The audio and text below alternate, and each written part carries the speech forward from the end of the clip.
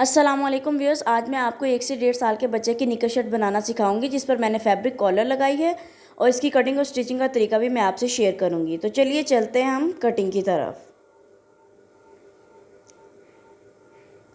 सबसे पहले मैंने यहाँ पर 2 पीसीस लिए हैं, फ्रंट और बैक के पीसीस हैं, जिनकी विड्थ मैंने यहाँ पर 16 इंच के करीब ली है और यहाँ पर इसकी जो लेंथ है वो 17 इंच के करीब है।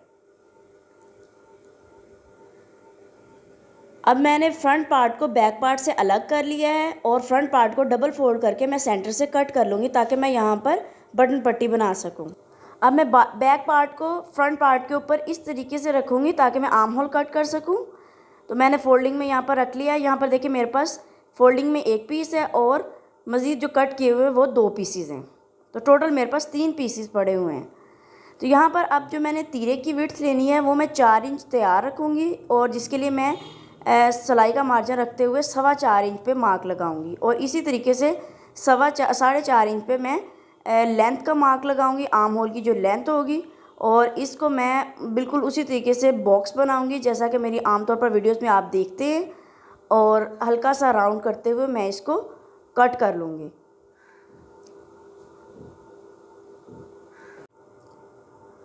अब यहाँ पर जो मैंने चेस्ट की विड्थ ली है वो मैंने 7 इंच ली है और इसी तरीके से 6.5 इंच पे मैं नीचे निशान लगाऊंगी जो कि वेस्ट का है और बिल्कुल एंड पे मैं 8 इंच पे निशान लगाऊंगी, क्योंकि शर्ट नीचे से थोड़ी सी खुली हो तो वो ज़्यादा खूबसूरत लगती है।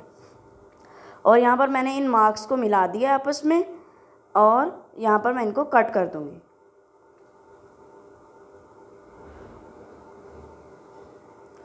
इसके बाद नीचे से मैं तकरीबन 2 इंच का मार्जिन रखते हुए मैंने 2 इंच पे निशान लगाया और मैंने अंदाज़े से कर लिया, आप निशान भी लगा सकते हैं। और मैंने यहाँ पर गुलाई में कटिंग कर दी है। यहाँ पर मेरी शर्ट की जो कटिंग है वो कंप्लीट हो चुकी है। अब यहाँ पर जो मैंने तीरा जो था उसको मैंने स्लोप उसकी कट नहीं की थी, तो यहाँ पर मैंने तकरीबन 1/2 इंच का मार्जिन देते हुए तीरे की स्लोप कट कर ली है। गले की अब जो कटिंग हमने करनी है वो मैंने 1.5 इंच पे निशान लगाया है विड्थ में और डेप्थ में मैंने तकरीबन 2 इंच पे निशान लगाया है। तो आप बिल्कुल आर्म होल की तरह इसको भी बॉक्स बनाएंगे और हल्की सी गुलाई करते हुए कट कर लेंगे। लेकिन आपने इस बात का ख्याल रखना है कि सिर्फ आपने फ्रंट पार्ट को ही इस तरीके से कट करना है, बैक पार्ट नहीं कट करना। और यहाँ पर जो अब मेरे पास पीस है ये मैंने कॉलर के लिए लिया है। हम फैब्रिक कॉलर लगाएंगे ताकि वो बच्चों को इरिटेट ना करे और फैब्रिक कॉलर जो होती है वो सॉफ्ट भी होती है और छोटे बच्चों को वही ठीक रहती है। देखिए 11 इंच मैंने लेंथ ली थी और तकरीबन 6.5 इंच मैंने इसकी विड्थ ली है और ये तैयार होकर 2.25 इंच रह जाएगी कॉलर हमारी विड्थ में। और यहाँ पर मैंने डबल फोल्ड किया विड्थ की साइज़ पे और फिर लेंथ में भी मैंने इसको डबल फोल्ड किया।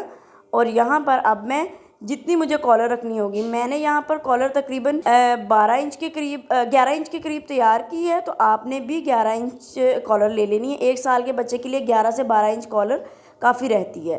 तो यहाँ पर मैंने ये देखिए यहाँ पर मैंने बिल्कुल कोने पे निशान लगाया है और नीचे से मैंने तकरीबन 1 इंच कम लगाया है। तो यहाँ पर मैं इसको थोड़ा सा टेढ़ा कट करूँगी और नीचे से सेम इसी तरीके से गुलाई कर दूँगी जैसे हमने शर्ट की नीचे से गुलाई की थी, क्योंकि कॉलर जो होता है यहाँ पर हमारी जो नेक लाइन होती है वो राउंड होती है, तो उसको अटैच करने के लिए फिर हमें यहाँ पर थोड़ी सी गुलाई देनी पड़ेगी। तो यहाँ पर मैंने सेंटर पर भी छोटा सा नोच लगा लिया है और देखिए ये इस तरीके से बनेगी हमारी कॉलर। यहाँ पर अब मैंने बाजुओं के लिए कपड़ा लिया है और इसकी जो विड्थ मैंने यहाँ पर लिया है वो 12 इंच के करीब है और जो इसकी लेंथ है वो 7.25 इंच 6.5 इंच के करीब है।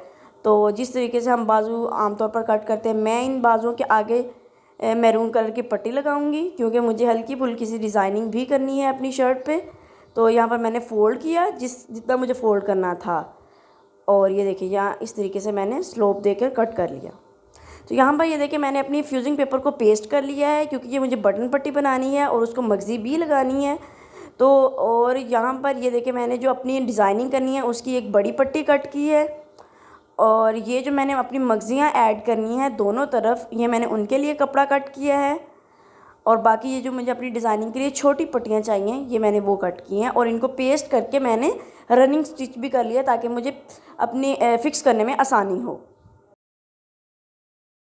अब हम स्टिचिंग की तरफ चलते हैं। सबसे पहले जो मैंने मगज़ी लगानी है अपनी बटन पट्टी पर, वो मैं लगाऊंगी। जितनी चौड़ी आपको मगज़ी लगानी है उतनी ही चौड़ाई में आपने सिलाई लगानी है।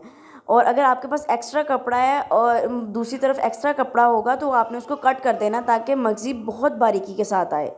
तो ये देखिए मैंने सिलाई लगा ली है और इस तरीके से मैं फ़ोल्ड करके एक और सिलाई ऊपर लगा लूँगी। दूसरी तरफ भी सेम इसी तरीके से मैं मगज़ी लगाऊंगी।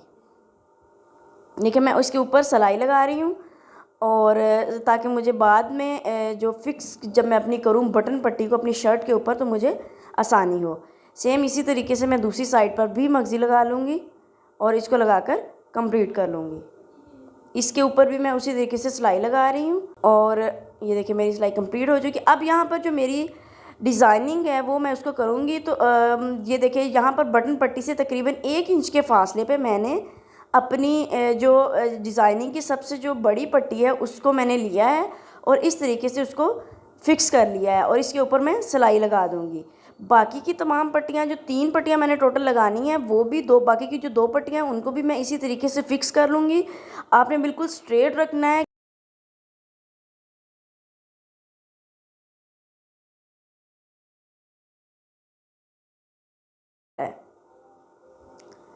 अब यहाँ पर मैं जो बड़ी पट्टी है चूँकि मैंने जो छोटी पट्टियाँ लगाई हैं वो ऊपर से बिल्कुल वैसे अनकवर्ड थी तो मुझे उनको कवर करना था, तो उसके लिए फिर मैंने ये पट्टी ऐड की है।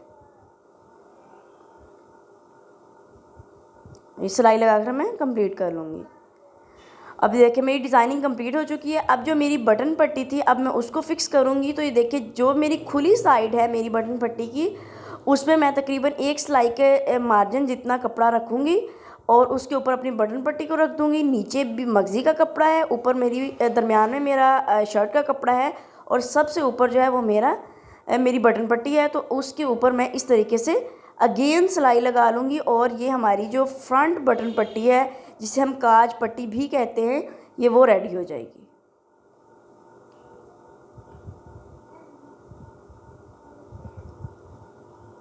और अब जो मेरी छोटी पट्टी है जिसको हम बटन पट्टी कहते हैं जिसके ऊपर बटन लगेंगे उसको भी मैं रेडी करूँगी और वो मैं साथ के कपड़े से ही रेडी कर लूँगी क्योंकि उसने नीचे ही आना है। तो यहाँ पर अब मैं सिलाई लगा के इसको इस तरीके से फ़ोल्ड कर दूँगी जिस तरीके से हम गर्ल्स की बटन पट्टी भी बनाते हैं बैक साइड पे। देखिए यहाँ पर मेरी बटन पट्टी रेडी हो चुकी है और मैंने इसको एक दूसरे के ऊपर रख के फ़िक्स कर लिया है। और जो बैक की कटिंग है वो मैं हल्की सी करूँगी, सिर्फ इतनी कटिंग करूँगी कि जितना मेरा सिलाई का जो मार्जिन है उतना उसके बराबर आ जाए। अगर मैं सिलाई लगाऊँ तो मेरा जो बैक पार्ट है वो मेरा बराबर आ जाए सिलाई के, सिर्फ इतनी मैं कटिंग करूँगी। इससे ज़्यादा अगर आप कटिंग करेंगे तो आपको कॉलर लगाने में बहुत मुश्किल भी होगी और आपकी कॉलर ठीक भी नहीं लगेगी, उसमें बल आएंगे। तो ये देखिए मैंने यहाँ पर ये भी कंप्लीट कर ली है। यहाँ पर अब जो मैंने कॉलर तैयार करनी है ना, मैंने यहाँ पर डबल कपड़ा लिया था सिर्फ इसलिए ताकि मेरी कॉलर बिल्कुल भी अगर सिंगल कपड़े की हो तो वो मुड़ जाती है और वो बहुत ही बुरी लगती है। तो मैंने डबल कपड़ा ले लिया था, थोड़ी खड़ी भी रहे और इरिटेट भी ना करे बच्चे को। तो ये देखिए मैंने यहाँ पर इस तरीके से 1 पाँव की सिलाई लगा ली है और नीचे से सिर्फ सिलाई के जितना छोड़ के मैं सिलाई के जितना जो मार्जिन है मैंने उसको छोड़ा और सिलाई को दूसरी तरफ टर्न कर दिया है। बिल्कुल सेम इसी तरीके से मैंने दोनों तरफ लगा लिया है और अब मैं इसको इस तरीके से पलटाकर सीधा कर लूँगी। और अब हमारी जो कॉलर है ये भी रेडी हो चुकी है। बस अब हम इसे अपनी जो शर्ट के साथ है अटैच करेंगे।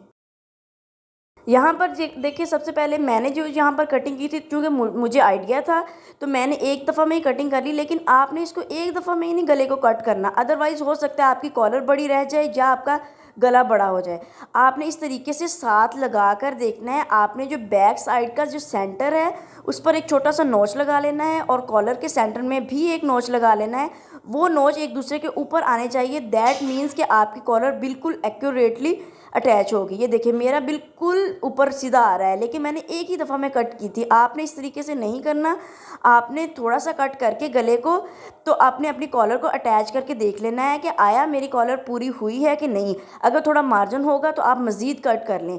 इस तरीके से जो कॉलर बनती है वो नहायत ही एक्यूरेट बनती है। अक्सर लोगों का ये सवाल होता है कि हमें कैसे पता लगेगा कि इतनी कॉलर के लिए हमें इतना गला कट करना है। तो उसके लिए सबसे बेहतरीन तरीका है कि आपको कॉलर का नाप बस पता होना चाहिए, वो आप अपने बच्चे की नेक के इर्द गिर्द जो आपका गज़ है या आपका इंची टेप है उसको आप टर्न करें और राउंड करके देख लें कि कितनी कॉलर आ रही है। तो बाकी आपने सिर्फ कॉलर तैयार करनी है, गला आपने उसके अकॉर्डिंग कट करना है।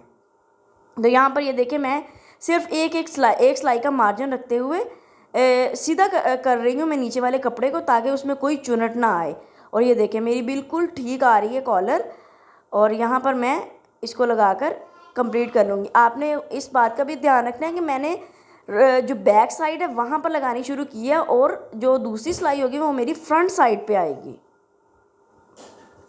तो यहाँ पर मैं डबल स्टिच कर दूँगी ताकि सिलाई ना निकले। यहाँ पर देखिए मैंने छोटे छोटे नोचेस लगाए हैं क्योंकि ये थोड़ा सा राउंड होता है, और नोचेस लगाने के बाद जो मेरी दूसरी कॉलर का जो दूसरा हिस्सा है उसको मैं इस तरीके से टर्न कर दूँगी, अपनी सिलाई को अंदर की तरफ करूँगी, और जो हमारा सिलाई के मार्जिन के लिए हमने कपड़ा छोड़ा है उसको मैं इस तरीके से फ़ोल्ड कर दूँगी। और फोल्ड करने के बाद मैं इसके ऊपर या तो तरपाई कर लूँगी या फिर मैं सिलाई लगा लूँगी। ये आप पे डिपेंड करता है कि आप क्या करना चाहते हैं। दोनों ही चीज़ें अच्छी रहती हैं। सिलाई लगाने से थोड़ी आसानी हो जाती है, लेकिन तरपाई करने से ज़्यादा नीटनेस आती है। तो ये देखिए मैंने थोड़ी सी तरपाई कर ली है। सेम इसी तरीके से मैं बाकी की तरपाई लगा करके मुकम्मल कर लूँगी।